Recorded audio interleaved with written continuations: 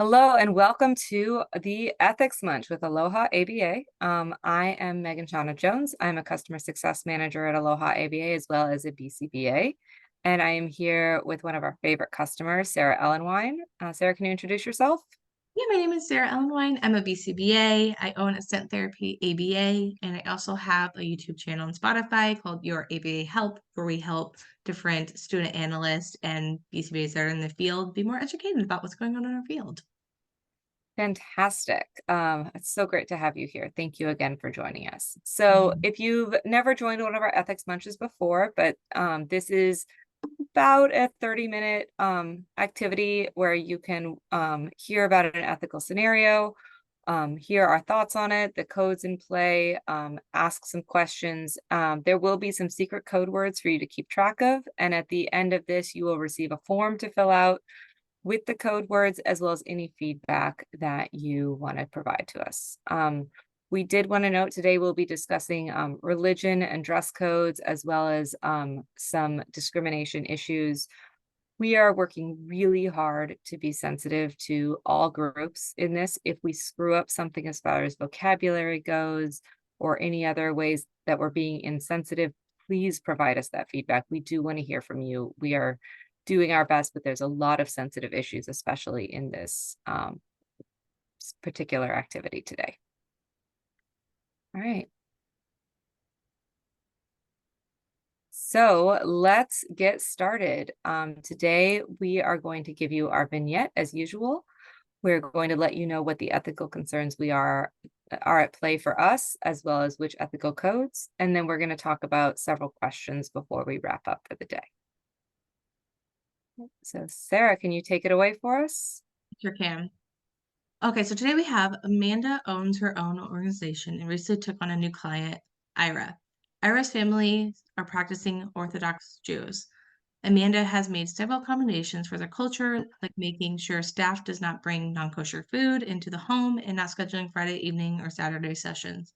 However, Ira's mom has requested that all female staff members wear long-sleeve modest shirts and low skirts or long skirts to work.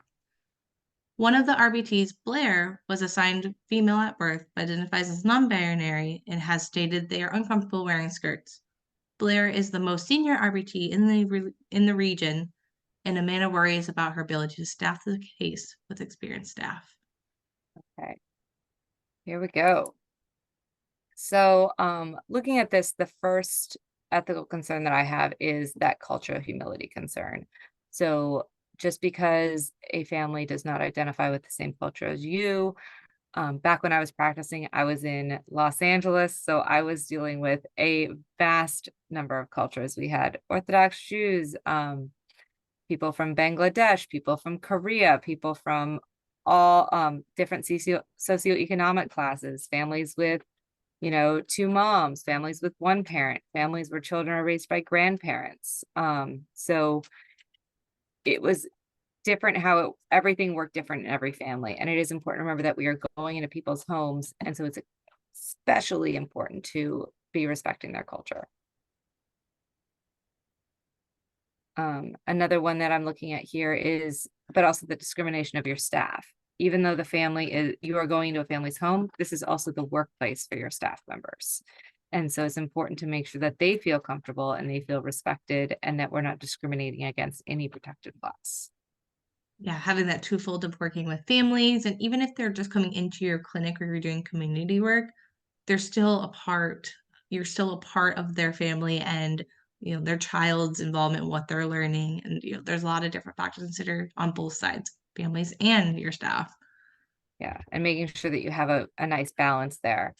Mm-hmm. And even that discrimination factor affecting case placement. If the case that you have is a family who's very religious and you can't necessarily place certain staff members on that team because it might make the family uncomfortable, or if you're choosing not to, is that affecting their work hours?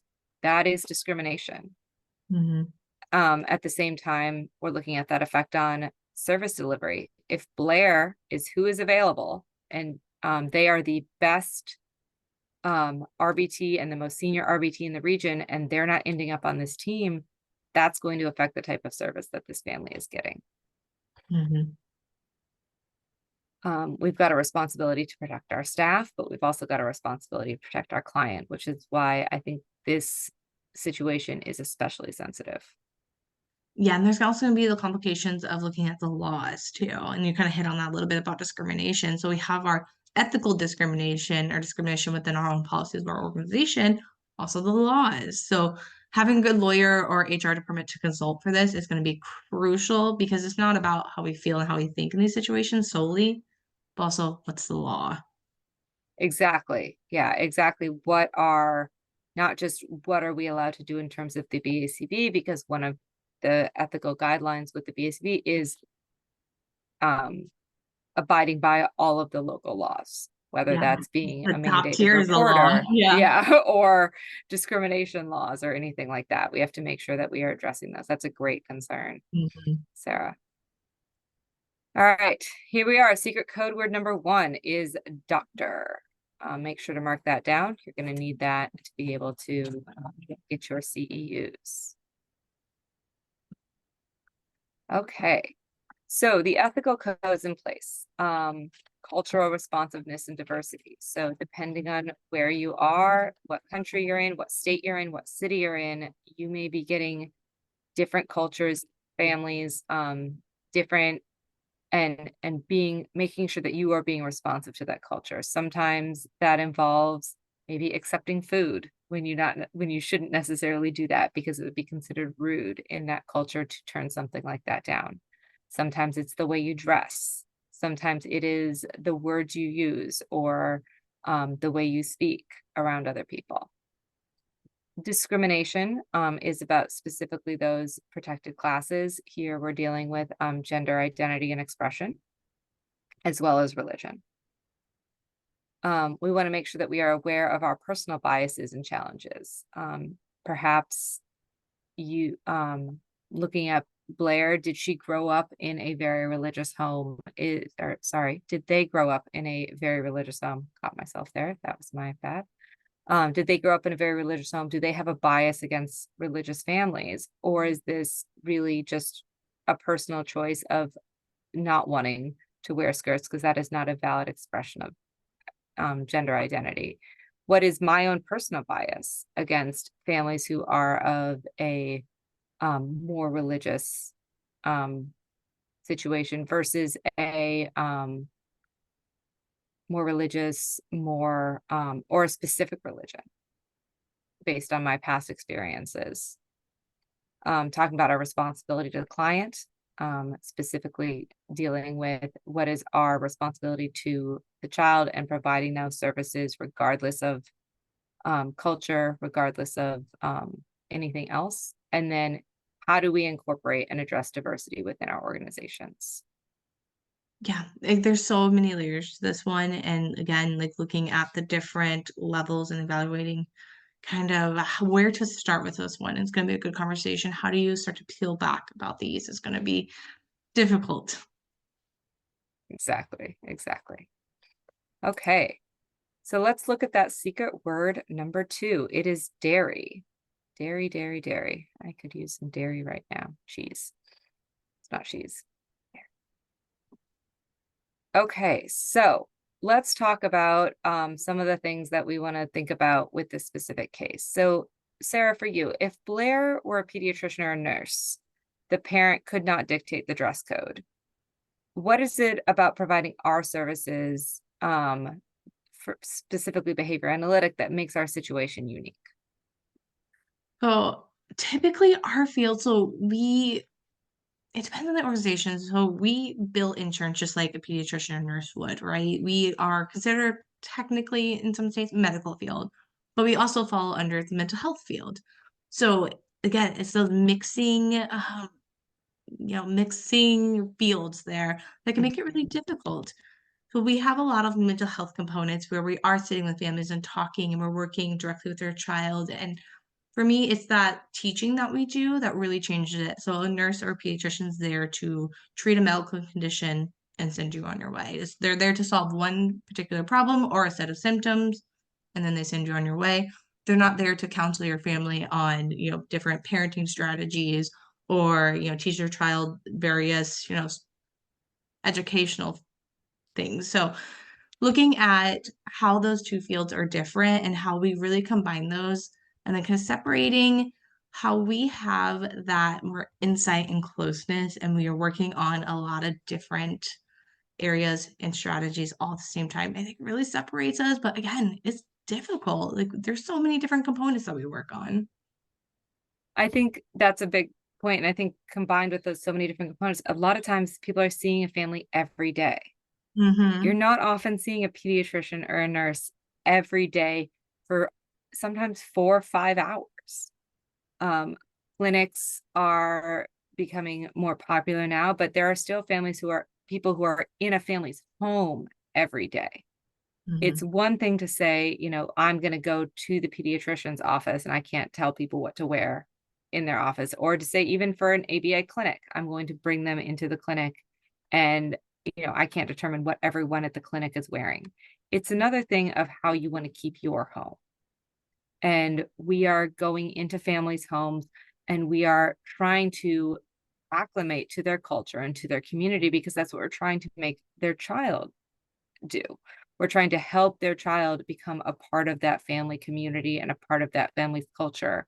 And so with that, it's important to, work on goals that are important to the family. Work on, I know when I have worked with a family that were practicing Orthodox Jews, one of the things that we would practice is things like Torah portions or hand washing prayers, because that is what the child is doing every day. Um, so it does make our situation unique, and we are fitting into their culture in a way that other service providers are not necessarily expected to do. And also another thing is typically in areas where hospitals and practitioners will come and set up their services, they have the option to have hospitals or, offices, medical offices based on different religions. So you might have, various options for those families. So if they needed to go to a hospital that did accommodate to their religion and aligned with their values, they typically will have that option, or they're able to travel to that option. Now, obviously, that's not the case every time, but in ABA, that's not the case at all. They don't Mhm. have the option to go find a provider that has the religious background and understanding, because that's not information we share. That's not information that's put out there, nor is that information that is, in the name of our companies. So I think that's again a big thing that separates us and that difference there. Yeah, I think, a lot I've seen expanding on, especially with languages, Mhm. trying to find people who speak different languages. When I was working in Los Angeles, what I would not have given for a Korean speaking RBT. I would have sold my soul for it. Because we had a lot of Spanish speakers, but I was working primarily in Koreatown, and we had a lot of Korean speaking families. It wasn't a cultural situation though. It was a language situation. I was having trouble providing service with families where I could not speak with the parents. Google Translate for the win. But it was, as we are, and as you're working in different neighborhoods, you can try to adapt to those type of things. If you have a situation where perhaps you can hire an RBT who works within a specific community or understands a specific community. But it's also up to us to have discussions. Maybe we sit down with the team alone before going to the family's house and say, this is what's going to happen here. Where you would normally you'd be allowed to, bring a snack if you have a 5-hour session or whatever. You're going to have to keep that in your car because they keep a kosher house. You're going to have to, we're going to have to talk about those dress codes, being very specific. I know when I was working with a religious family as an RBT, a long time ago, I got some feedback because I was wearing a shirt that covered my body. It covered my waist, but then when I would bend over and be sitting crisscross applesauce, you could see my lower back. And so my supervisor had to provide with feedback that this is absolutely not okay, especially with this family. You can't be showing that type of skin. So I had to be very specific about the pants that I would wear and the shirt that I would wear to the house so that I was covering up. However, it was never dictated that I had to wear a skirt.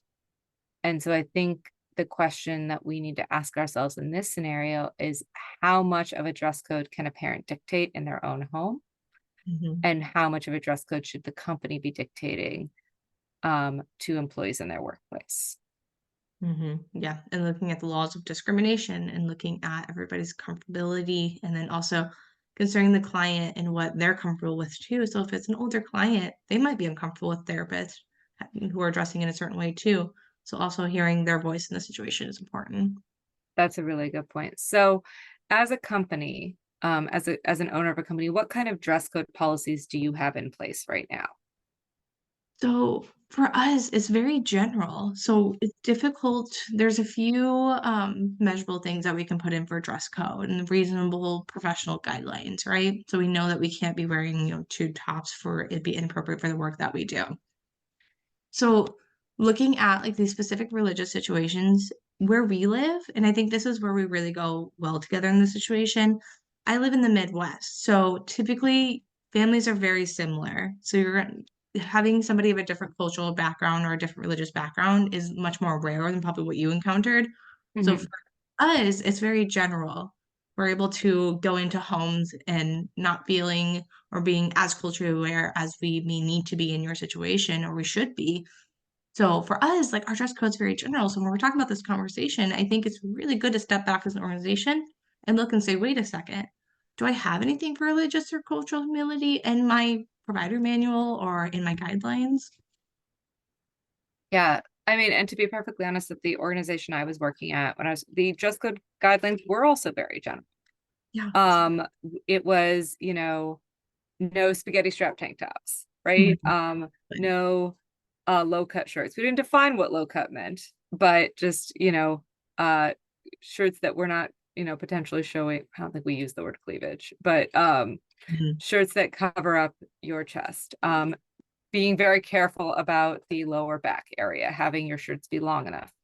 Shorts were always interesting because in Los Angeles, it gets hot in the summer. And if you're supporting clients at camp, you don't necessarily want to be in long pants every day. So we used the fingertip rule where your shorts had to be longer than your fingertips if your hands were hanging next to your legs. Um, that also gets interesting though if you have someone with short arms. Exactly. It's so hard. Um, Dress code everywhere in any organization, any fields is really difficult. And then mhm, also, like some companies will try to solve problem through uniforms. And again, mhm. situation that uniform doesn't apply to their cultural expectations or religious expectations. Are we accommodating and changing our company's uniforms or allowing exceptions? Mhm. Well, also you run into an issue if you have a uniform that involves a shirt with a logo on it. Is that dealing with a confidentiality issue?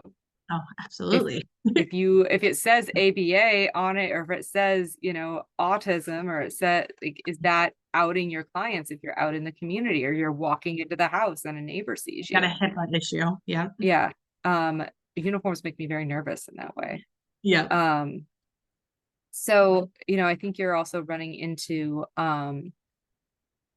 so you can set your dress code generally at the office, but then when you have a special case that comes in, you need to figure out where people are comfortable in Yeah. this. Yeah, the And way we maybe do is we'll have our like dress code for the clinic, we'll mhm, have more flexible attire because we're up and down moving all the time and be playing with paint and things.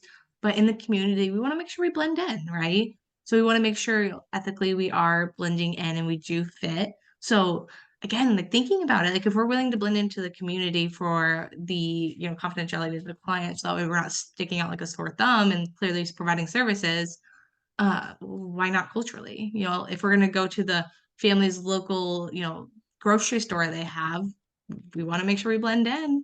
yeah. Yeah, it's you're gonna look odd in that scenario if you are female presenting, but you're the only one in the grocery store wearing pants.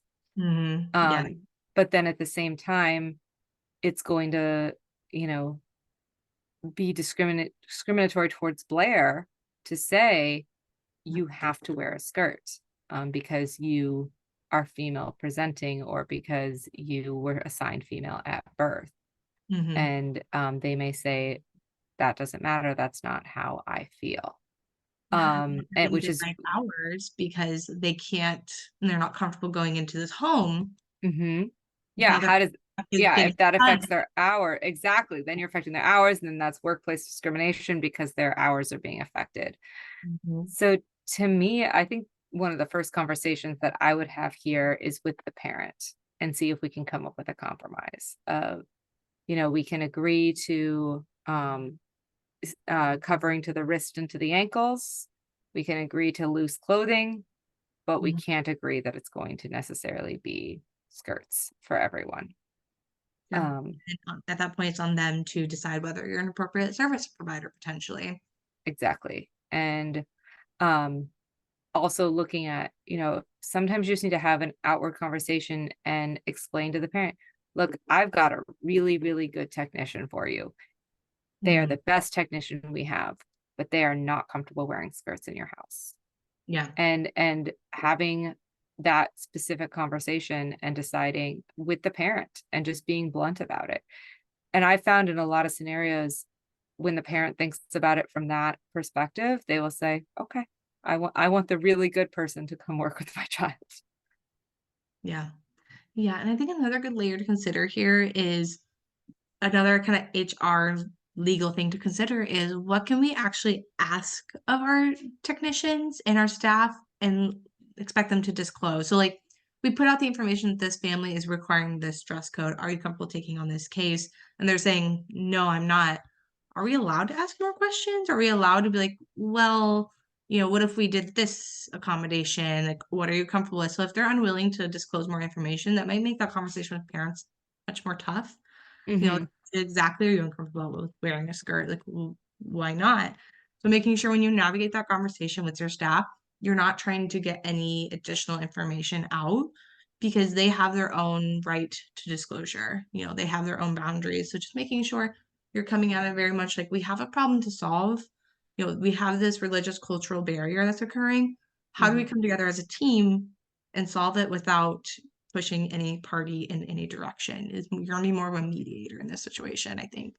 And I think in that scenario too, you need to present this as something of the company. Mm, I'm going to walk back what I said, saying about I have this specific person who won't wear a skirt, yeah. rather than say, maybe the answer is to say, we want to take on your case. I have a really great team for you, but I cannot require that of my team. Yeah. I cannot say, I'm going to walk. Yeah, I want to walk back what I said before and not sell a I think single that's a great person way to put out it. Mhm. of, we need to come up with what we're comfortable with as a company. Because let's say, for the sake of argument, you've got a full team of Jennifer and Sarah and Mackenzie, who are all like, yeah, well, we got long skirts coming out the wazoo. We're doing great. Yeah. We'll Yeah. we'll wear skirts every day. And then Mackenzie leaves. And then Mhm. you're replacing them with Yep. someone else, and that person's not comfortable with the policy. We need to decide as an organization, and we need to come up with a plan with the parent that we are backing up our, because it is our job. We have a responsibility to our clients, but we have to protect our staff as well. And by making something a requirement that could potentially cause a problem, maybe Blair is not in play at this scenario. Maybe Blair is fully staffed on other teams and Mhm. you have a bunch of people who are able to do this. Yep. But what if Blair becomes available at some point? Mhm. Yeah, I I think don't want to live in a scenario where I can't offer somebody a case because I've made a policy in the past that I can no longer enforce. yeah, I love that solution because it really sets the precedent for the families. Like, these are the guidelines and the policy that we have that will allow. And if that doesn't fit your religious beliefs, absolutely respect that. We're just not gonna be the provider that can accommodate that. And letting your team know, like, we support you. If you would like to work with this family, great. If this is something you're willing to accommodate, great. If not, totally fine. We'll find another family and we'll figure it out. Yeah. And I think deciding as an organization what we believe in, what we can enforce, what we can't, and still taking into that culture of humility. Maybe on other cases we don't require long sleeve shirts, Mhm. right? Maybe on other cases t-shirts are fine, but in this family that's not going to work. um we need to decide kind of where our line is of um how far we can bend and how far we can enforce that culture of humility without running into potential or actual discrimination issues with our staff. And there's going to be a very, very fine line to walk there. Yeah, another great thing to really focus on when you're considering these different variables is education. I think Mhm, that is incredibly crucial in this. You have to educate yourself on their religious practices. You mhm, have to educate yourself on their cultural background. I ran into a situation recently where we had a family who came from West Africa, which, great, happy to provide services. However, their different religious and cultural backgrounds in the way they want their child to have rules written and approach is much different than what I was traditionally used to. mhm, So, for example, I'm lucky enough to have a BCBA who has the exact same religious and cultural backgrounds, which it worked out incredibly well. However, she educated me on this by saying, well, in their culture and our culture, being loud and talking directly in somebody's face is completely normal and acceptable. Like that's not mhm. ordinary because the school was very concerned because he would walk right up to them and be an inch away and be loud and firm, but that's their cultural background. That's their Yeah, religious practices. So considering the different backgrounds and considering all these variables, you're never going to know all of it correctly. You're always going to be learning. It's always evolving. So educate yourself, meet these families, when your staff are, before they even come into the home, educate them, provide them information, send them links, give them that time as an organization to do that research because you're gonna have so many situations you're gonna run into. Like another one too is families that want a therapist to go to church with them because for them that's a very important part of community for them, and mhm, so we support that. We want the child to be involved if that's something they want to do. Great, but you have to talk to your therapist if they've never been in a church. They don't know what that looks like. They don't know how to behave. It's important for that family to have this therapist that's educated. So it's yeah. our organizational responsibility, I believe. Well, and then we get into a whole side quest that I'm not going to go down right now of the confidentiality issues of going to church with the family, talking about how you're going to be introduced. Let's Mhm. say everybody's going up to take communion, Yeah. right? What do we do in Yeah. that scenario? We can't necessarily ask our staff to perform religious acts. Mhm. Um, and yet we need to figure out what to do in that scenario. But I think that is an ethical concern for another day. Mhm. So, in general, how much should parents be able to dictate who is placed on their team? Can they say, we don't want men? Can they say, we, I used to get the opposite. I used to say, can we get a male therapist? Mhm. Um, or can they say, we don't want anyone who is gay, or Mhm. we don't want anyone who is Black? Mhm. What do you do when you have a family who starts to say those types of things? In the religious cultural humility, not necessarily religion, but just like cultural humility versus at the same time they're being discriminatory. Yeah. Yeah, you could put yourself in that situation and say, okay, well, our policies are that we will staff this family or we'll staff you how we see fit. What's the best fit? What's the best team? Because we are the practitioners, we're the provider, the clinicians here. It's our decision. You can say, like, this is going to be the case, take it or leave it. Mhm, So they may take it, they're desperate for services. You might be the only service provider in the area. If they aren't willing to be flexible, they don't get any services. And again, the client's the one that receives the harm from that, unfortunately. But if you say, like, this is it, this is how it is, they say yes, and you send your therapist in there, you're no longer going to send them in a situation where they are highly likely to face discrimination. So is that mhm. irresponsible on your part, even though it is your company policy? And it is probably what's best for the client because then they're getting services. But what about your staff? Exactly. We talk a lot about responsibility to the client, but we do need to think about the responsibility of our staff. And, is it responsible to take a family on that maybe we aren't going to be able to staff because of their preferences? Or is it going to create a hostile working environment for our staff because they're making declarations? Or are we going to be able to keep our staff's hours up Mm, even when we have someone who is telling? It's just a really slippery slope when families are able to start determining who's on their team. yeah, I think we've all run into these scenarios in not a cultural way or yeah, a specific protected class discrimination way, but just families who they loved Kelsey, and the only person they ever want on their team is Kelsey. They want Kelsey there every day. Yeah. And, in those scenarios, we have to say it's important for our client. Part of our responsibility to client is them learning how to work with different people, them learning how to be around different types of people. They need to learn how to Exactly. listen to men as well. They need to learn how to listen to people other than Kelsey, right? Yeah, but how far can you take that again with like the religious boundaries? Like, is it Hmm. important for them to learn that women also do wear pants in other parts of the world? Hmm. You're drawing this fine line. So I think conversation, just that open communication, the family's very uncomfortable with having communication about their religious practices or beliefs.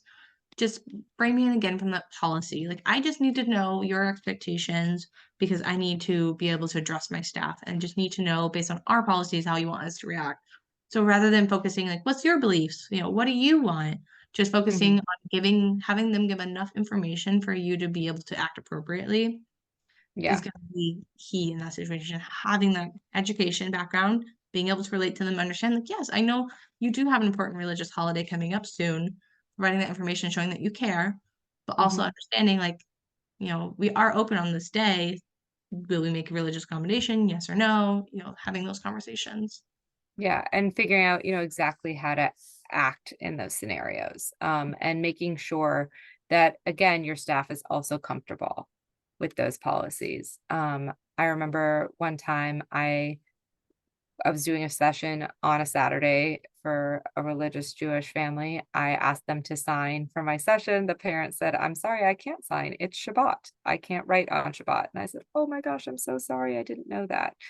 Um, Understanding those little idiosyncrasies of that's what cultural humility is, and not saying to her, "Well, you have to sign for my session because we have to It's sign for insurance sessions. That's the company. only way that we can bill." We'll figure it out. Maybe she signs on another day, right? Yeah, So yeah. So maybe that's implementing like truly what cultural policy. humility is in there, is being able to be flexible in our policies to be able to accommodate people of different cultures, but then at the same time having clear policies that do protect our staff. Yes. Yeah. And I think it's going to be ongoing growth as you encounter Mhm. different practices, different beliefs. Like the world's changing so quickly. So having a flexible policy that you can put together that allows those exceptions and what to do, having the conversation with staff, if they encounter something with a new family, making sure they know they can come talk to you about those situations and what to do and kind of giving them the toolkit. Okay, so you did encounter a situation where the family's like, all right, let's go to the, grocery store and you're not appropriately dressed for that grocery store in their community. Mhm. What do you do? What do you say? Just giving them that tool belt, I think, and developing those policies is gonna be so important. It's just your foundation. And developing that relationship with your staff, that even if something uncomfortable happens, you know, mom said this to me. Mom gave me a Bible and asked me to take it home and read it, and say, "Oh, okay," and being able to, that they don't feel afraid that they're going to get removed from a case, that they don't feel afraid Obligated. that they're going to lose their hours based on something that happened in a home. Having that open and honest communication from both sides. Yeah. Yeah. And maybe even during the hiring process too, mentioning like we work very close to the families. During Mhm. our intake, we do ask about cultural and religious preferences. However, we aren't going to ask you yours, but we would ask you to reflect on what you're comfortable and not comfortable with as you begin to meet these families. And if you encounter a situation, please communicate with us. We can always make a reason that you need to be transferred to another case without disclosing your personal information to anyone. Just understanding that everybody's Exactly. protected here. We just want what's best for the client. Exactly. Again, being aware of those personal biases, and how we can reflect on that. So it sounds like our first steps and continuing on is just developing those policies as an organization, and then having conversations with both sides to figure out what everyone's comfortable with before starting things up. Mhm. All right. So any final thoughts, Sarah, today? For me, the continuing conversation is going to be vital for this one. Just reaching out to different communities, reaching out to those you know who might have different practices, and just asking and being open and honest, understanding that everybody has their own values and beliefs, and it can go as serious as for their own religious practices. Being willing to look at the laws, reach out to a lawyer, HR, just developing that foundation and just coming with that humility will be really important in this. I agree. I think that's a really good point, is being able to truly reflect and encourage everyone else to really reflect, so that at the end of the day, we can do what's best for the client. Yeah. And so again, thanks everyone for joining us. If you have any questions, you can reach out to me at Aloha. You will get your form to enter your code words with any feedback for this presentation. From there, you will receive a CEU certificate for 1/2 an ethics CEU. Sarah, you want to plug your stuff one more time? Yes, so I own the company Ascent Therapy ABA, and then I also have the channel Your ABA Help on YouTube and Spotify. Thanks so much, everyone. Have a wonderful rest of your day.